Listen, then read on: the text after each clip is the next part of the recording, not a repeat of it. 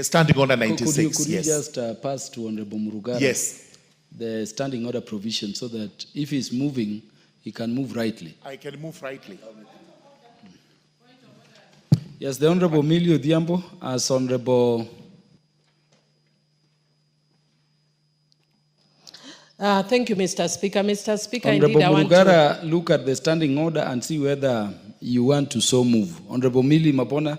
Thank you, Mr. Speaker. Mr. Speaker, I thank you for giving me this opportunity, and I want to agree with Honorable Murugara that we need to actually go by that standing order number 96.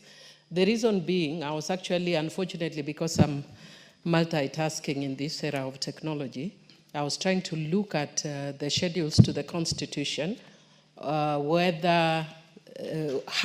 the tribes are defined. And indeed, if the law does not define Kalenjin, then you cannot also cluster as Kalenjin. And similarly, I would hope, because I know everybody is very keen on the issue of communities, I hope that if you get this opportunity to go back and look at your report, that when you also talk of the Luo, I hope that you have not put Suba in it, because Suba is also a very distinct tribe. So that when you put Luos as very high, and then Subas have got nothing. Mr. Speaker, I'm actually lucky because I'm half Suba and half Luo. Suba is a Bantu tribe. Luo is Nilotic.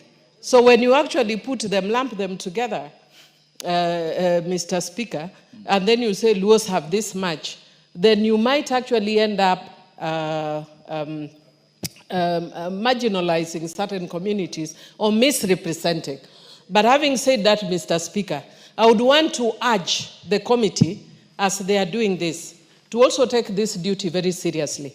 If you listen to what even, for instance, the former deputy president talks about, and he pushes very strongly the Kikuyu agenda.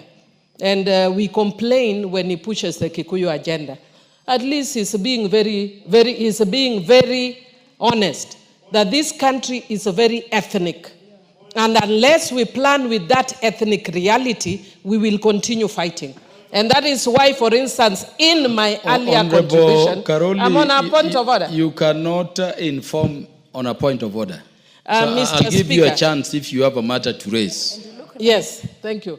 I've been told I look nice, but thank you. But, you know, I'm kind of always nice, you know. But, you know, it's in my DNA.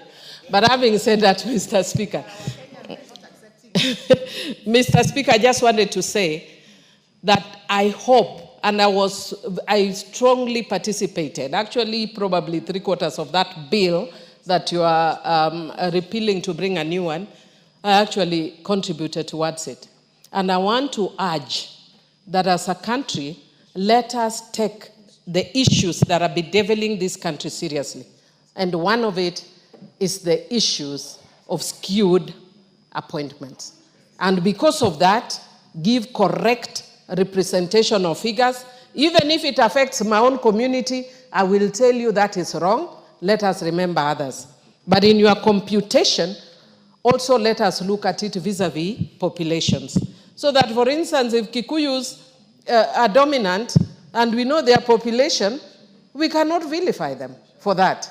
But it must be proportional to their, so that you don't say that Kikuyus get, say, for instance, 90%. What is the rest of the country, 10%? But on the other hand, is Kikuyu is whatever, 40%, it may make sense, except that law does not allow that. We actually put a percentage in that law for a purpose. So I'd request, Mr. Speaker, that they go back. I agree with even though I'm anticipating, but I'd agree and I support Honorable Murugara that the committee goes back and requests better information that uses legal definitions. I would like to see Suba. I'd like to see Luo. I wish I could also put in the belly, but unfortunately they are